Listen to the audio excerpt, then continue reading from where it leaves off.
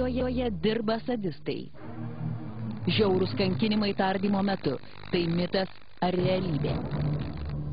Pikti gandai ar tiesa – šlapias skuduras ant kaklo, kuris džiūdamas traukiasi, užverždamas gerklę tardomam žmogui. Ir tikrai nei dujokaučių, nei skudurų nenaudojam. Koks mums tikslas? Ką mes ne žmonės? Ką mes kažkokie tai gestapininkai?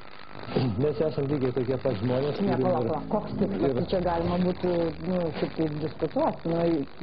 Šiuo atveju, jeigu kalba eina apie kriminalistus ir ne, tai jie nori išgauti parodymus, toks ir jų tikslas, kad žmogus pradėtų šnekės. Išgauti parodymus smurtu, tai yra nusikaltimas.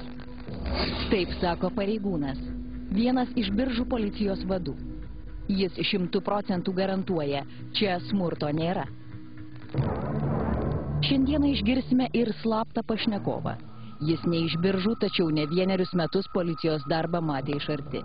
Tylėti nebegalima, sako vyras, ypač po to, kas Biržų areštinėje nutiko Mantui. Tačiau jis prašo visiško slaptumo, kalbėti viešai apie kai kurių pareigūnų matytą smurtą pernelyg pavojingą. Išveža iš policijos, nuveža kažkur į garažus, surakina ten rankas, įsileidžia vandens bambalius ir muša. O vandens bambaliai tai čia su kokiu skaičiavimą, kad mėlynės nelieka? Mėlynės nelieka. Tai realiai nelieka? Realiai nelieka. Jie ramiai jaučiasi, kadangi jie tos rizikos beveik nėra, nėra viso kaip čia ramis. Išėjo policininkas nepatenkintas alga ir papasakojo visiems. O jeigu dar piktas buvo, tai dar ir pafilmavo tą ekzekuciją. Bet tai žinokit, čia skandalas būtų, aš manau, kad čia būtų skandalas.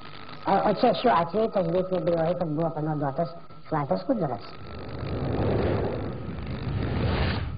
O tie visi gandai, kad policijoje yra ten dujokaukiam, šlapiais skudurais ant kaklo rišant, laukiant, kol išdžius žmonės kankinami.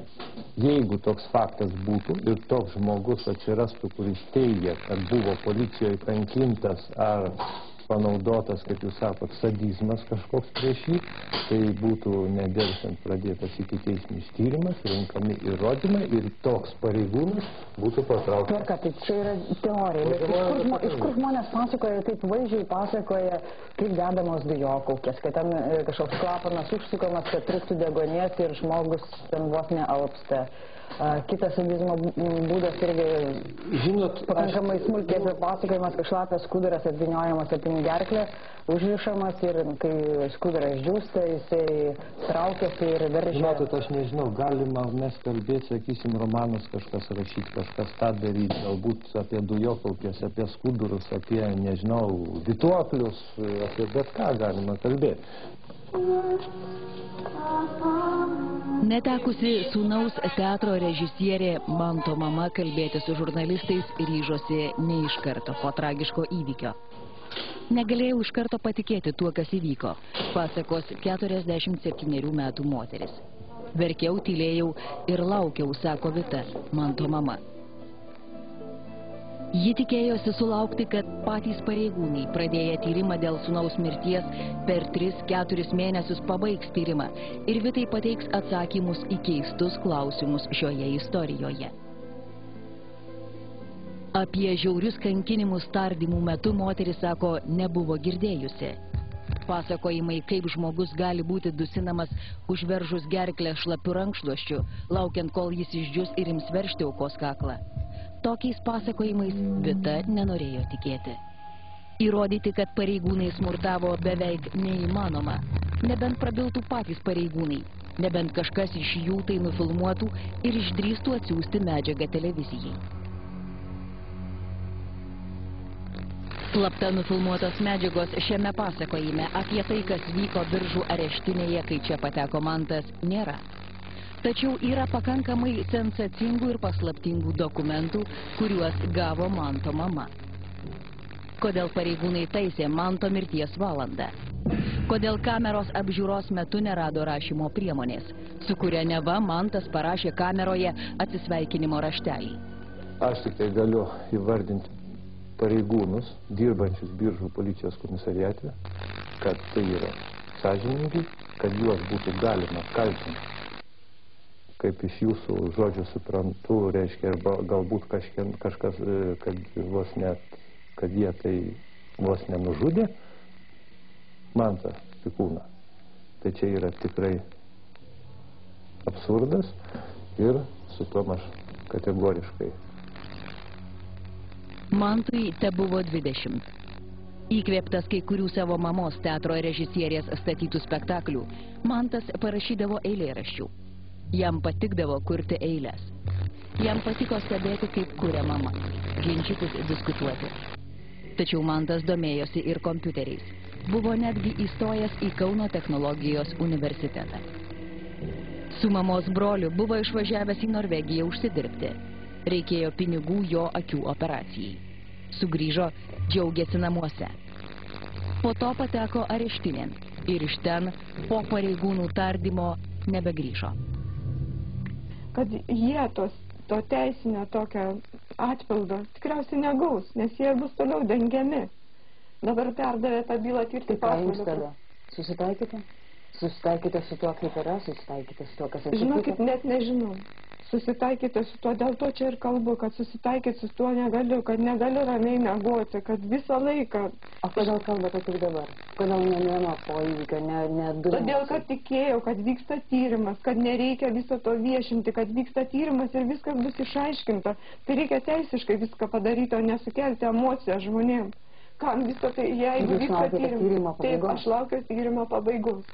Ir tikėjau, kad bent jau kažkas bus išaiškinta ir kai pamačiau, kas čia dabar atsitiko ir kas daroma, tai viskas praradau bet kokią viltį. Tęsime jau netrukus. Jei Mantas areštinėje nusprendė iš gyvenimo pasitraukti pats. Kodėl jo kameroje nebuvo rasta rašymo priemonė, su kuria vaikinas esą parašė atsisveikinimo laišką? Ar tai tikrai Manto mintys? Kodėl laiško autoriui taip svarbu buvo pabrėžti, kad mama neieškotų teisybės, kad nieko nekaltintų ir neįtarinėtų? Labas vakaras, tęsime sroves. Už šių Biržų policijos komisariato durų po šios laidos niekam ramiau nebus. Ėmus aiškintis mįslingas 20-mečio mirties aplinkybės, rebusų radosi daugiau nei gali būti. Na pavyzdžiui, kur iš kameros dingo rašymo priemonė, su kuria buvo parašytas atsisveikinimo laiškas? Ar šis laiškas apskritai buvo rašytas Manto? Policijos vadovas vis tik sakys neabejojantis, jog Manto jo pavaldiniai nežudė.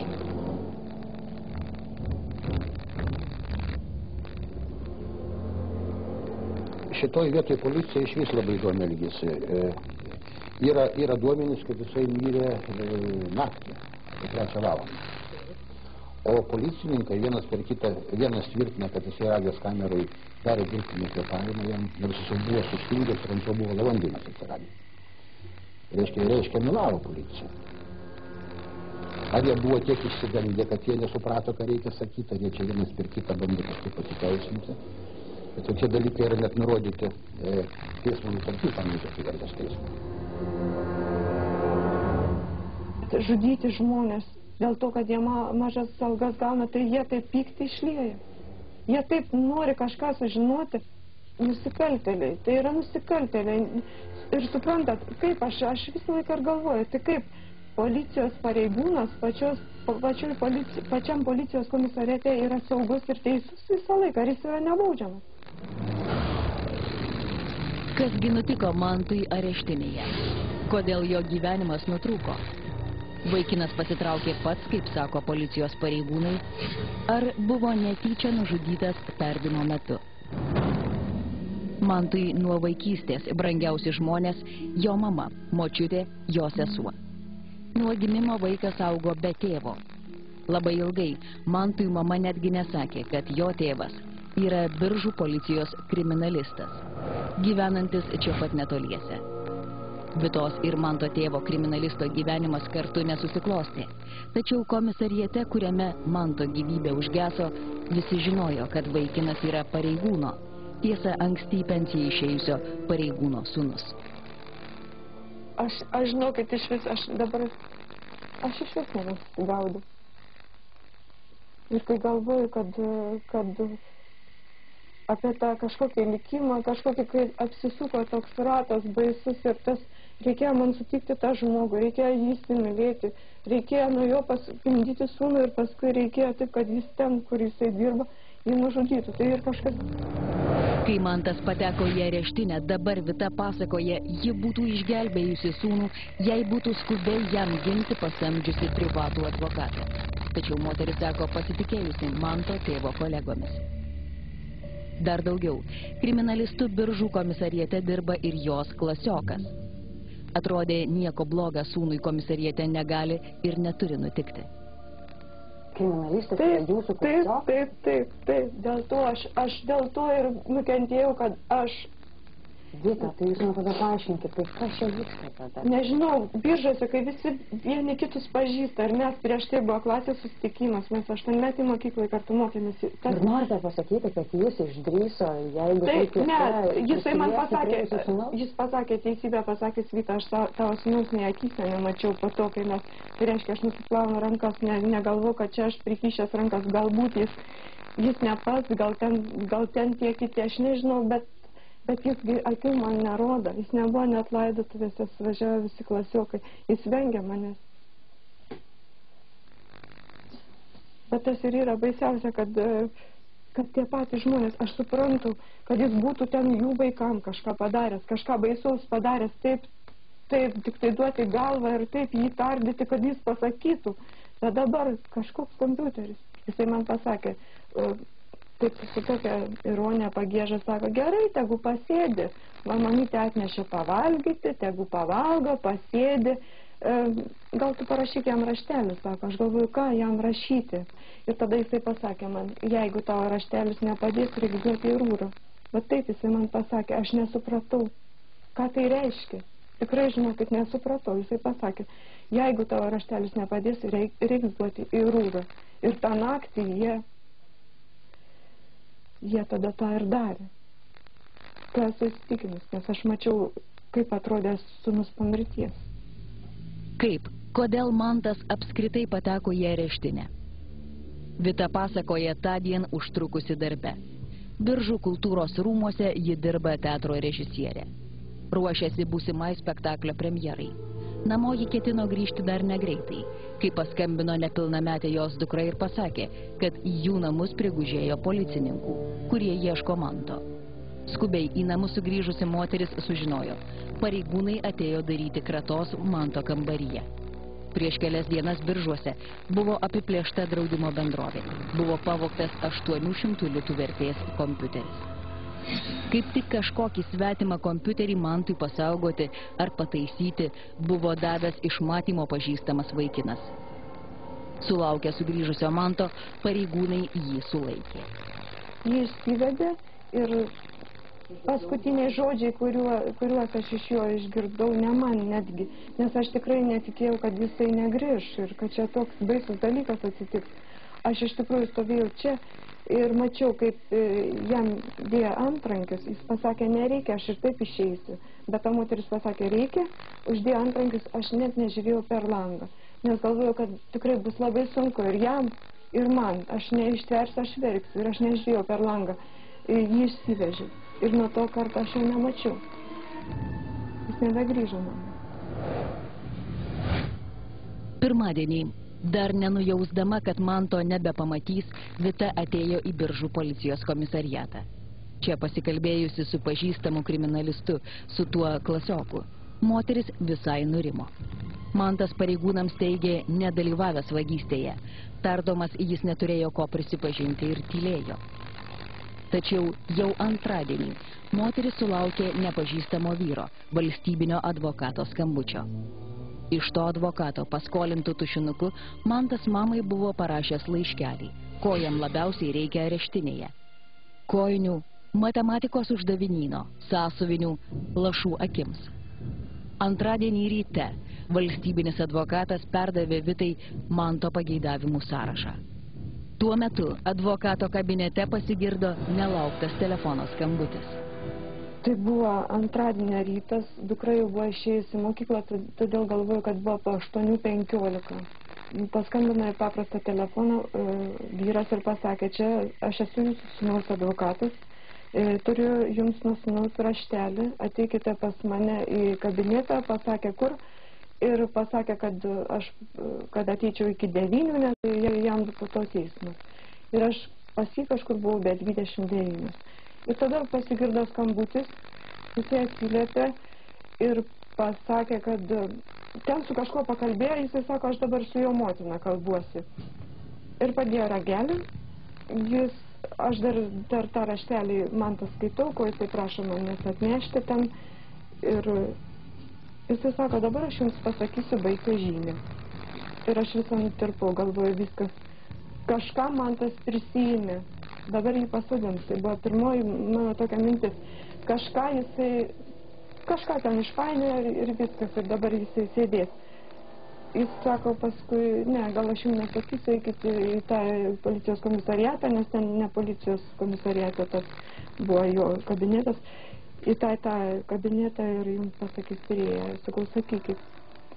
Ir tada jisai, nesakysiu, eikit, sakykit, sakau. Sako, jis mums nedara. Jisai šiąnakt pasikorė. Ir tas absurdas, ką aš girdau. Na, pirma mintis buvo jį sutvarkė. Kodėl Mantas galėjo nusižudyti? Tik ką prašė įvairiausių daiktų atnešti į areštinę ir staiga pasitraukė iš gyvenimo. Kai Vita pamatė dar vieną, esą sūnaus rašytą laišką, tik jau šį kartą atsisveikinimo laišką, parašytą neva kameroje.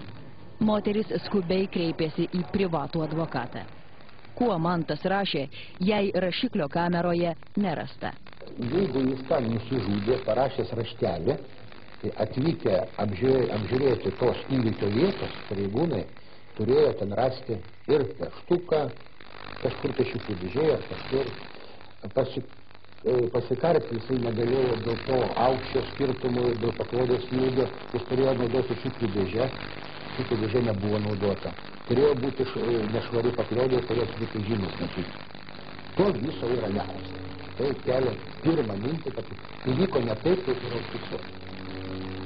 Kas dėl to kaltas už viską? Kad netgi pats įvykis yra užfiksuotas neteisingai, nuslėpant...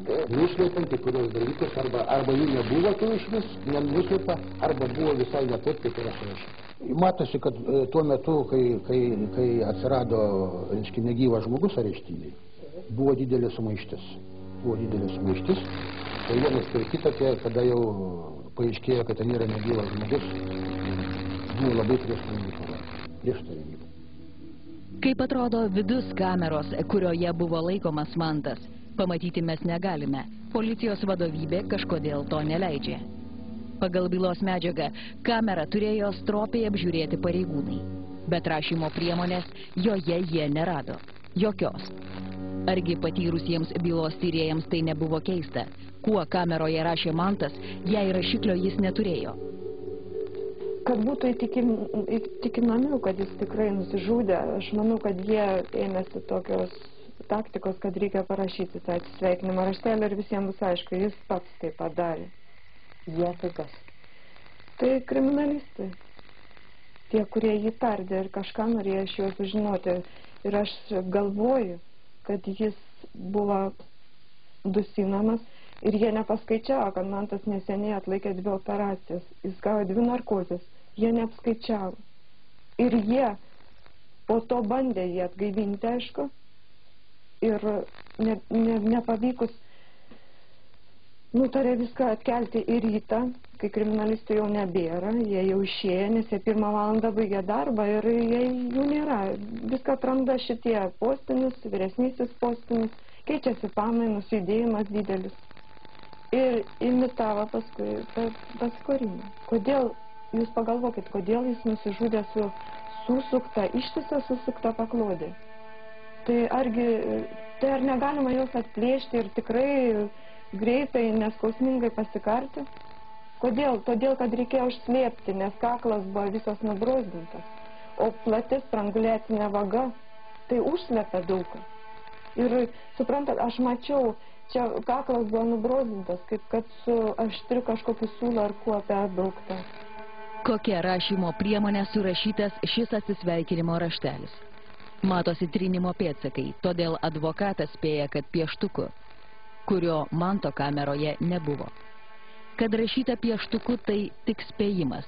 Mat raštelio originalo nėra, tik kopija. Kodėl? Juk jeigu jau raštelis buvo rastas, tai jis ir turi būti byloje, o ne jo kopija. Ir kodėlgi raštelio autorius, parašęs 4 nerišlius sakinius, vieną įpina labai aišku: nekaltink nieko.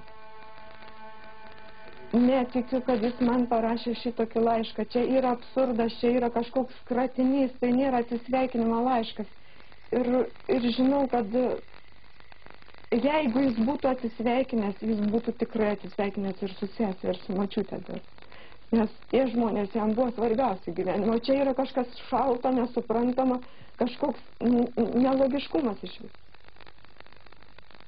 Ir jam palikti, jis rašo man atsisveikinimo laišką ir palieka tokią mįslę. Kas čia parašyta, kas nutrinta.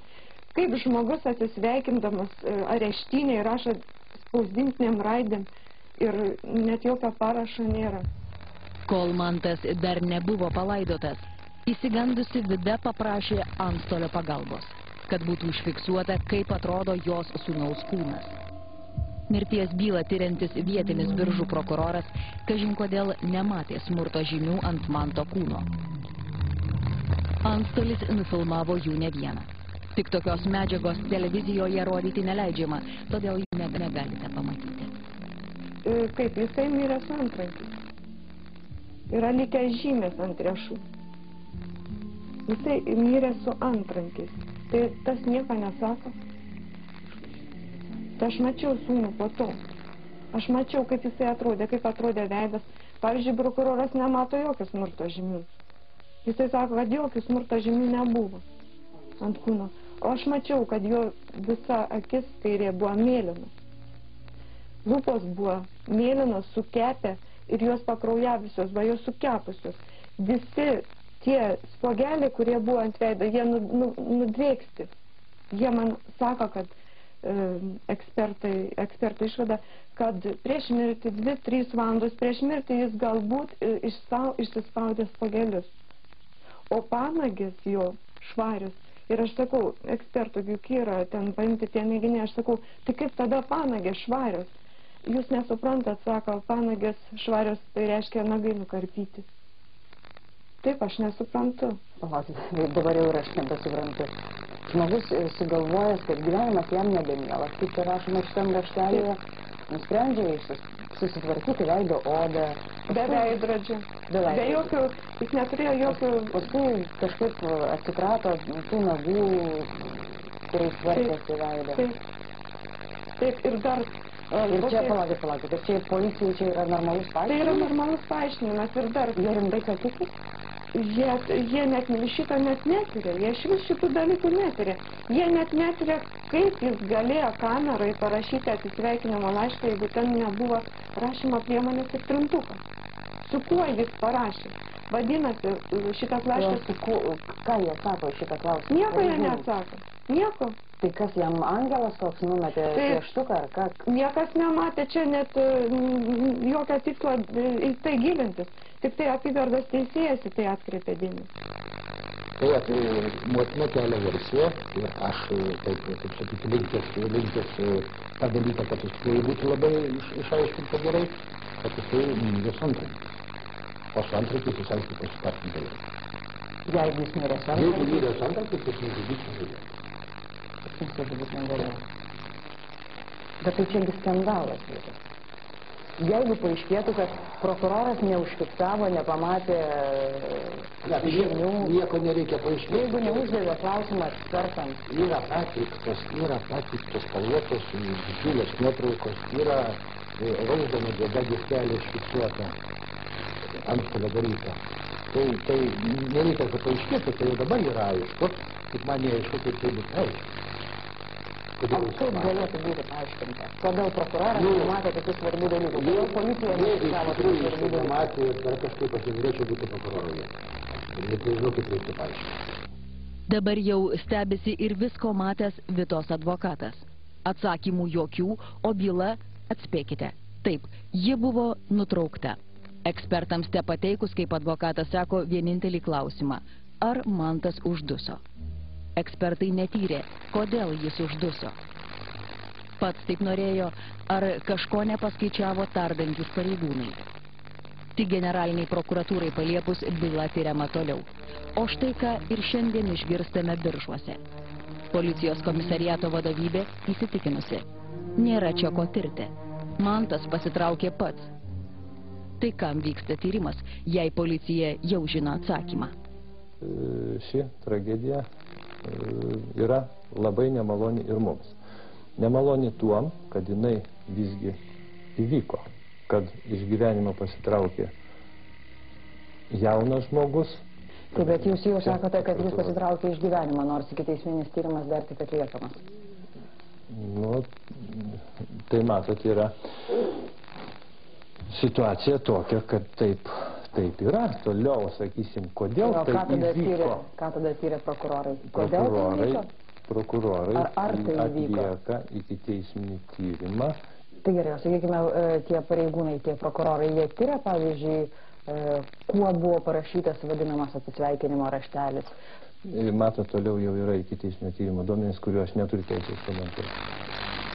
Tai va, manau, kad aš nelabai ką daugiau galiu pasakyti. Tai galbūt nuskambės, suprantat, kaip kažkoks, aš tikrai ten atsikulčiau, kad jis čia būtų. Apskeistumėt vietą? Taip, nes kiekvieną dieną einu ant jo kapo. Žinau, kad jo ten nėra, kad ten kūnas yra palaidotas, bet aš bandau viskuo tikėti, aš su juo kalbuosi visur, bet kur. Kai tik tai kas nors man jį primena, kažkokią detalę, kažkokią smulkmeną. Ir aš kiekvieną dieną einu, degu ten žvakutės, aš šildau tą kapą. Aš būtinai turiu ten eiti. Ir aš visą laiką ten einu, sakau, man tai aš viską sužinosiu. Nežinau, kas man padės, ne tu, yra tas pomirtinis gyvenimas, nėra, aš jau ir noriu tikėti ir netikiu tuo ir visai, bet aš žinau, kad aš viską sužinosiu. Taip negali būti, taip negali būti. Ir Vita šokiruota. Per daugiau nei metus pareigūnai nenustatė netgi to, kada areštinėje mirė jos sūnus Mantas. Ar jis mirė su antrankiais? O tai rodytų, kad nusižudyti jis negalėjo. Kas parašė atsisveikinimo raštelį, jei Manto kameroje nebuvo rašymo priemonės? Ar gali būti, kad tardydami Mantą pareigūnai persistengė ir netyčia jį nužudė? Kodėl areštinės žurnale matome dokumento kopiją iš bylos? Mirties valanda buvo ištaisyta. Iš 2 valandos nakties padaryta 8 ryto. Ar taisant mirties laiką norėta apsaugoti tą vakarą iki 2 budėjusius kriminalistus?